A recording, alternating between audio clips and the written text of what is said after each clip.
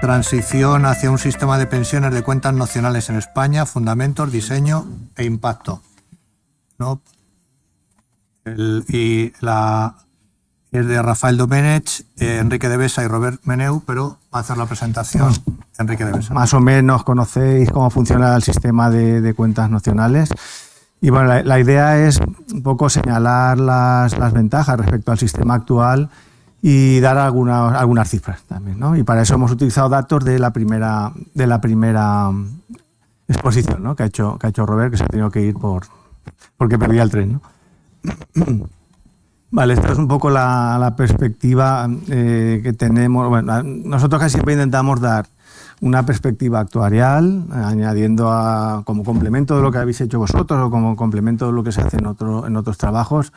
Y bueno, pues que ya sabemos que muchas veces es difícil de entender y que cuesta de asimilar, pero bueno, nosotros seguimos persistiendo ahí, intentamos ver lo que se puede hacer, ¿no? Y esto lo hemos enlazado con el sistema de cuentas nacionales, que creemos que, pues como ha señalado también Ángel al final, pues creemos que tenemos que ir hacia allí. Antes o después deberíamos haberlo hecho ya hace mucho tiempo, pero bueno, nosotros seguimos persistiendo. Ahí tenéis un ejemplo de cuál es el factor de equidad actuarial. Pues los primeros son para individuos teóricos, ahí tenemos distintos trabajos con Instituto Actuarios, luego con datos de la muestra continua de vidas laborales, hemos quitado los complementos también para ver la parte contributiva, y luego lo último que ha contado Robert, bueno, pues si incrementamos la cotización porque intentamos recoger también lo que le ha pasado a esa generación de los que no han llegado a jubilarse pero que han cotizado, una forma de aumentar el tipo de cotización que se parece más a lo que utiliza por ejemplo AIREF, aunque AIREF no lo explica mucho, luego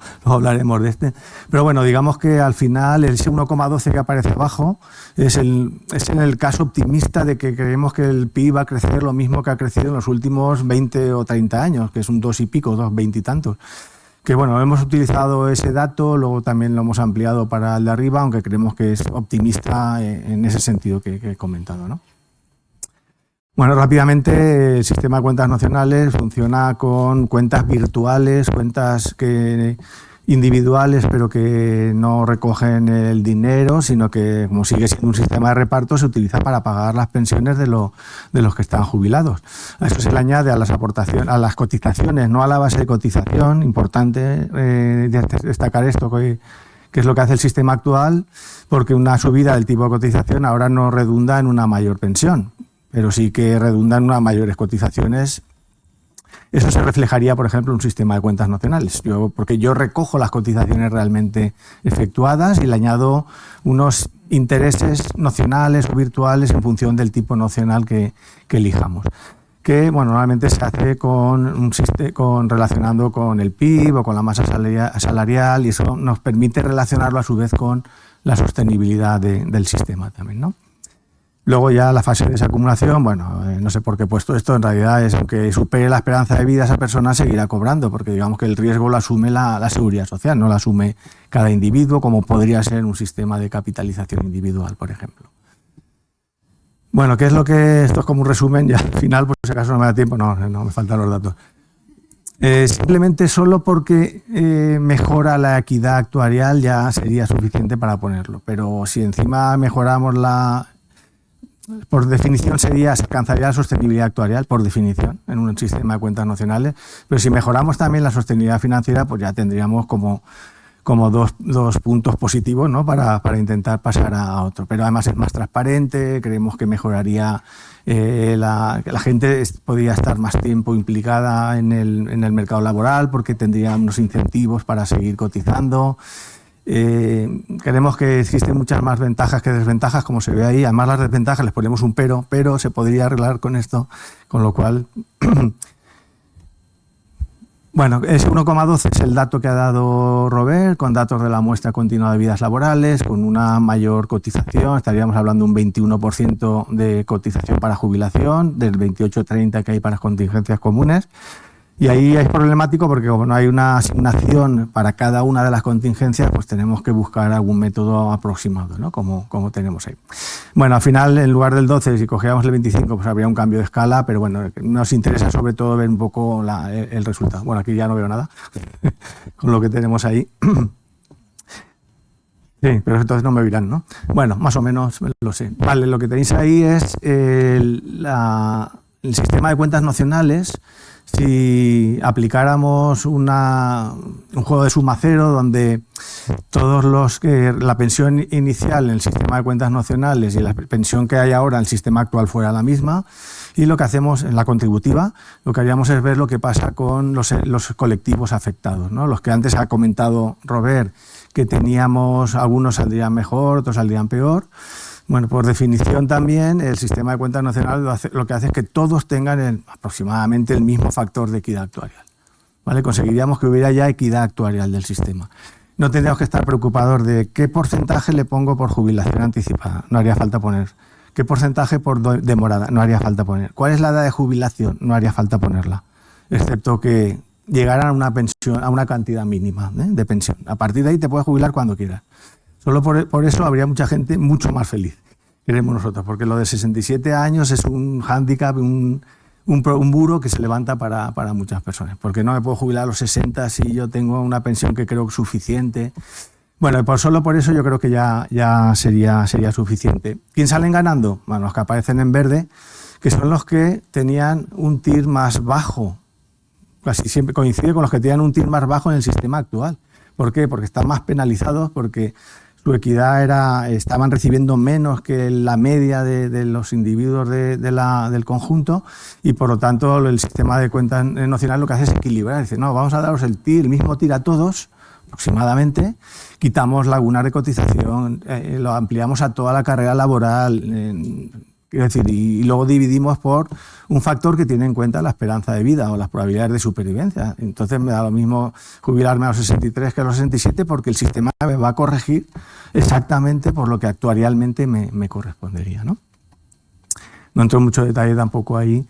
Bueno, esto era con la muestra y estos son con datos teóricos. Si cogemos un individuo de 40 años que ha cotizado, un individuo que ha cotizado 40 años, que se jubila a los 65, la pensión, el sistema de cuentas nacional, en lugar de un 12,2 sería un 10,7, ¿vale? Porque aquello es la muestra de la media de 10.000 individuos y esto es un individuo tipo, ¿no? De la resolución no tiene por qué coincidir. Bueno, esa sería la pensión que tendríamos en el sistema actual, 1.525, y la que recibiría según el sistema de cuentas nacionales, ¿no? Bueno, ahí también hemos hecho algún ejercicio de que la edad mínima de jubilación iría aumentando si pusiéramos una edad mínima de jubilación en función del aumento de la esperanza de vida. Otra variable muy relevante es el tipo de interés nacional que utilizamos para valorar, para calcular todas el valor actual actuarial de las pensiones y de las cotizaciones. Y bueno, creemos que sería razonable que trabajáramos con una media móvil también. Ahí cogemos hasta 20 y 40 años, que no lo veo ni con gafas aquí. Pero bueno, más o menos creo que era. No, pero ahí vemos un poco la tendencia, ¿no? del PIB. Hemos cogido el del Aging Report y hemos cogido también el del 224 del pasado para ver también un poco las diferencias, ¿no? Pero el tipo nocional es un elemento clave, claro, para calcularlo. El factor de conversión, el factor actuarial por el que dividimos el fondo acumulado para calcular la pensión, lo previsible es que crezca porque crece la esperanza de vida, probabilidades de supervivencia en el futuro, y porque si el crecimiento del PIB va a ser menor en el futuro de lo que es ahora, al actualizar las pensiones nos da también una pensión más alta, ¿no?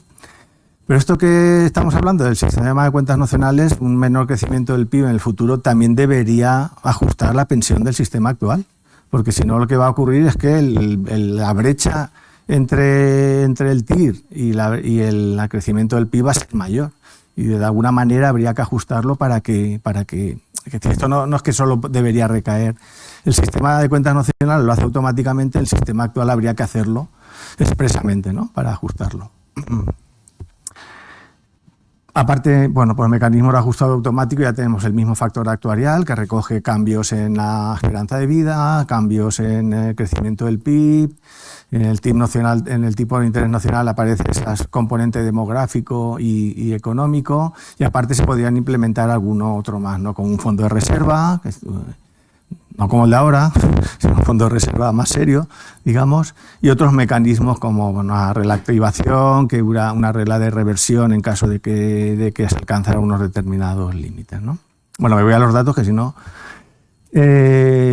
Ahora también planteamos la transición, tendría que hacerse, hemos planteado a 20 años, que se hiciera gradualmente, que por ejemplo los nacidos en 71 fueran los primeros que empezarían a aplicársele este sistema, pero solo se le aplicaría un 5% del cálculo de la pensión con sistema de cuentas nacionales y el 95% con el sistema actual, ¿no? Para que no fuera un impacto totalmente, que tuviera mucha suspicacia, ¿no? de aplicación.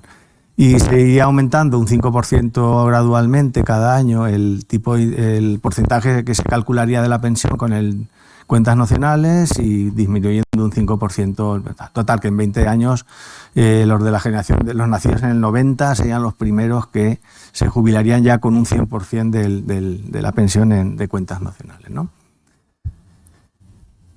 Vale, esto es que he movido gráfico y luego no. Bueno, ahí estaría la pensión con el sistema actual, en azul, si siguiera con las medidas que hay aprobadas actualmente, pero ya sabemos que hay una aprobación gradual, que se va a ir ampliando esa reforma.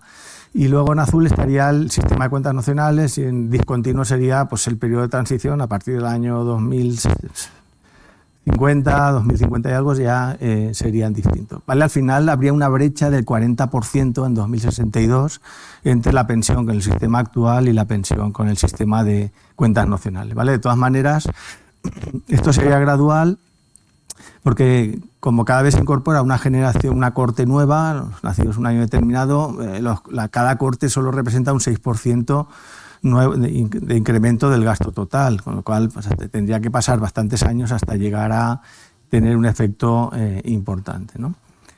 Y aquí tendríamos la diferencia en el caso de...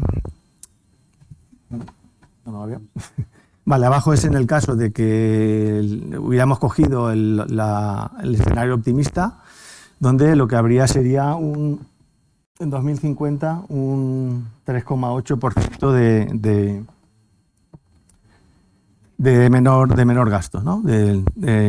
Mientras que sería a largo plazo ese 3,8 pasaría a un 12, a un 10,7. Yo es que las cifras no me acuerdo nunca de ellas.